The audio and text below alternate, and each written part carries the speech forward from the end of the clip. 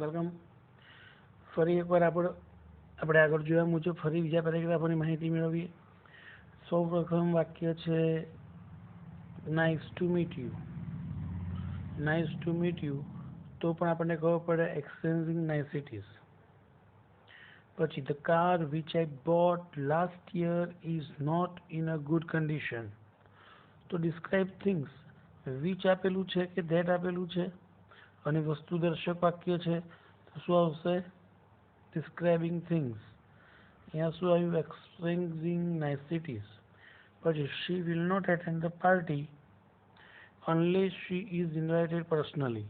તો if unless or otherwise condition ક્યાં છે? showing condition. શું આવશે? A. પછીનું વાક્ય છે we sell all type of books here. તો શું થયું? અહીંયા ક્રિયા છે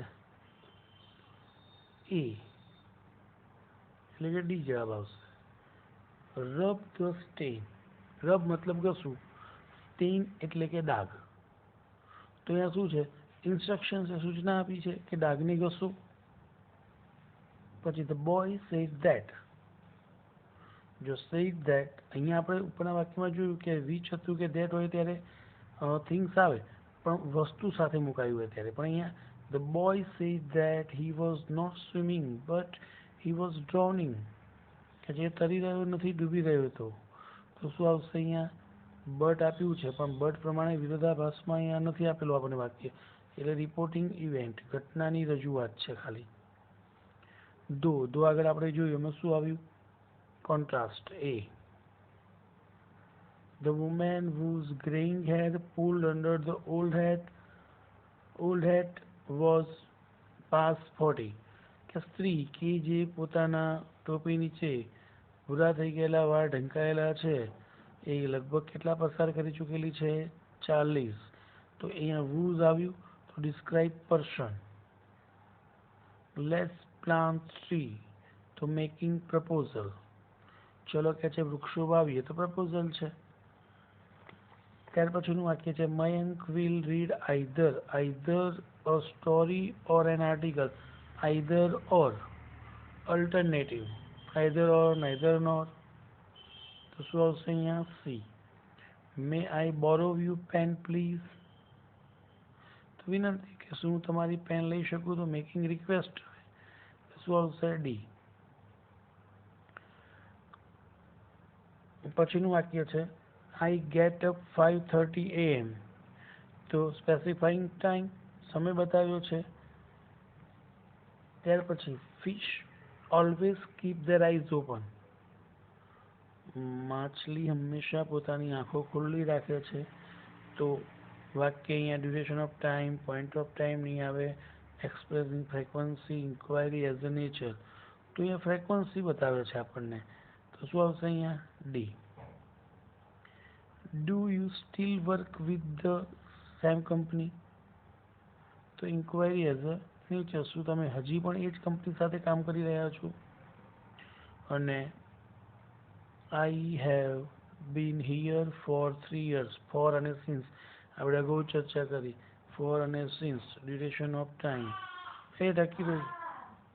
duration of time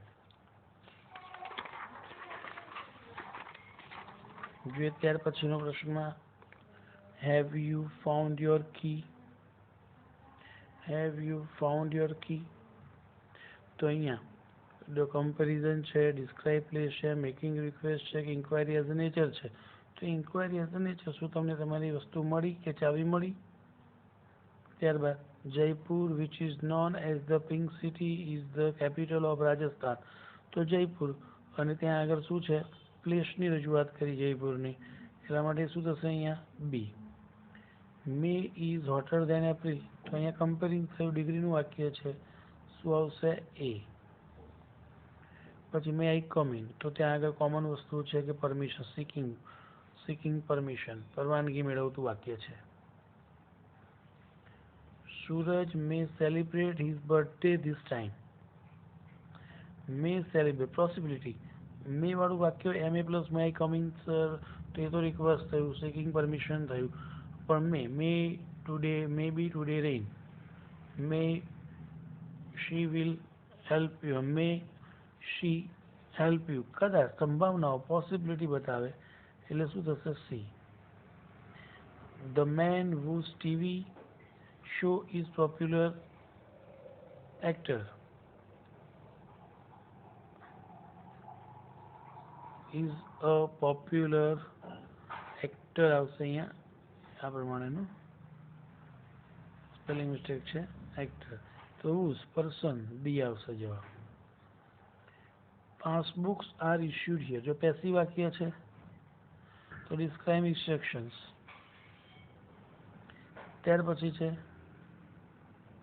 switch off the refrigerator and unplug the power supply, giving instructions, સૂચન આપવામાં આવ્યું છે. They asked me how old I was. They asked me. તો અહીંયા વાક્યમાં શું થયું? ડાયરેક્ટ ઇનડાયરેક્ટ પ્રમાણેનું વાક્ય થયું, તો રિપોર્ટિંગ ઇવેન્ટ શું આવશે? બી. પછીનું વાક્ય the results are announced by HSCE board, તો આ પણ અનાઉન્સ્ડ બાય તો એક્શન છે, તો આપણને એક્શન આપેલું હશે પણ એ એક્શન છે નથી, તો પબ્લિક નોટિસ છે, લોકોની જાહેરાત માટે છે. તો આ પ્રકારના ફંક્શન આપણે અલગથી ભણવાની જરૂર ના પડે. આ પ્રકારના વાક્યો આપણે સમજીએ કે નોટિસ કે જાહેર નોટિસ છે, તો શું થયું? પબ્લિક જાહેર નોટિસ એટલે પબ્લિક નોટિસ છે. That will be great,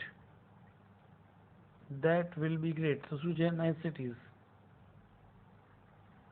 the computer lab is on the east, તો લોકેશન થઈ, જગ્યા થઈ.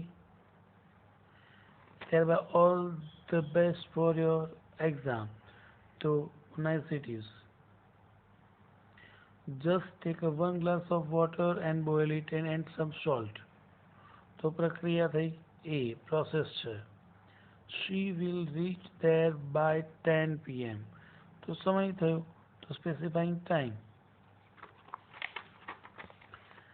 ત્યારબાદ છે Sania has toothache, so he consulted a dentist. એને કે દુખાવો છે તેથી, તો શું થયું? Showing result. ટૂથેક છે માટે એને બતાવ્યું, શોઈંગ રિઝલ્ટ. પછીનું what a nice bird the peacock is, તો અહીંયા આપણને વંડર નથી આપેલું, આપણે ઇમોશન્સ પ્રમાણે જઈશું. Best of luck, niceties. ત્યાર પછી છે we should start our work with prayer, તો આપણે આપણું કાર્ય જે છે એ પ્રાર્થનાથી શરૂ કરવું જોઈએ. તો અહીંયા આપણને શું છે? ઓપિનિયન છે કે આ પ્રમાણે આપણે કરી શકીએ છીએ. Let me use your bicycle, તો પરમિશન, તમારી સાયકલ મને વાપરવા કે યુઝ કરવા માટે આપો. નાઇધર નિધિ ઓર પરી વેન્ટ આઉટ, અલ્ટરનેટિવ આ અથવા તો આ, બંનેમાંથી એક પણ બહાર ગયા નથી અર્થમાં. ત્યારબાદ છે Bhavin who is my nephew sings well, who describe person. હવે તમે વાક્યને જોશો ને ત્યારે જ તમને ખબર પડવા લાગે, જો આપણે ધ્યાનપૂર્વક બધા જ આઈડેન્ટિફાય ફંક્શન એકવાર રીડ કર્યા હોય તો B. Unless, if, unless or otherwise, શું આવશે? Condition. Please lend me your bike, તો એ જ વસ્તુ થઈ મેકિંગ રિક્વેસ્ટ. પ્લીઝ આપ્યું હોય ત્યારે મેકિંગ રિક્વેસ્ટ જ આવે.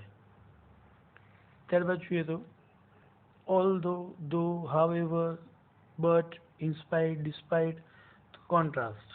D. I wash my car every day, તો અહીંયા આપણને શોઈંગ રિઝલ્ટ છે, ફ્રેક્વન્સી એક્શન છે, તો અહીંયા ફ્રેક્વન્સી એક્શન થશે કારણ કે રોજ સાફ કરે છે. સી. અનટોલ્ડ, ટોલ્ડ વાળું વાક્ય છે, રિપોર્ટિંગ વર્બ આપ્યું છે, તો રિપોર્ટિંગ ઇવેન્ટ પ્રમાણે જ આપણે જઈશું. આ વાક્ય ઉપર થોડું ધ્યાન આપીશું. ત્યારબાદ છે he was fat, therefore he couldn't walk fast, તો એક્સપ્રેસિંગ રીઝન, કારણ બતાવે છે. don't trust him because he is dishonest. he was fat, તો અહીંયા આપણા વાક્ય જે છે એને ઉલટું કરીશું અહીંયા કે don't trust him because he was dishonest. તો અહીંયા શું છે? આ રીઝન અહીંયા આવશે અને અહીંયા રિઝલ્ટ વાળું વાક્ય આપણે અહીંયા લઈશું. એનું રીઝન કે આ શું આપ્યું, કારણ આપ્યું કે આ ડિસઓનેસ્ટ છે, અને અહીંયા શું આવ્યું, રિઝલ્ટ મળ્યું કે વોક ચાલી શકતો નથી.